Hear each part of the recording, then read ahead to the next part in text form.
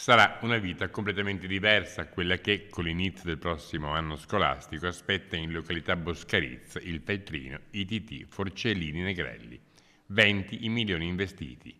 Dei 4 edifici previsti nel progetto, le 2 nuove palazzine dedicate all'insegnamento sono completamente in legno e quando vi si trasferirà il migliaio di studenti dell'istituto, nel rispetto di quanto previsto dei fondi PNRR utilizzati, si procederà con l'abbattimento dei vecchi edifici al cui posto verrà creato un giardino attrezzato.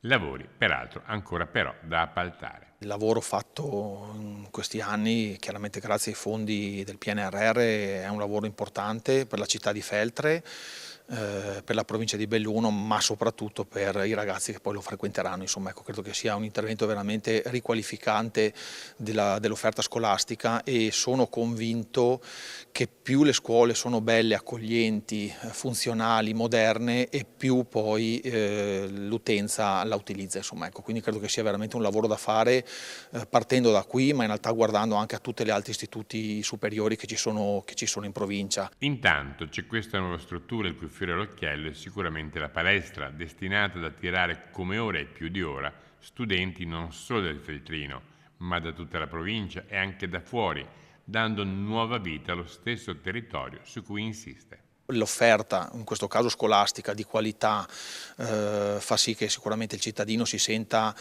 bene nel proprio territorio, quindi è sicuramente un vantaggio e un valore aggiunto che va preservato e bisogna partire da qua, non è un punto di arrivo ma è un punto di partenza anche per gli altri istituti.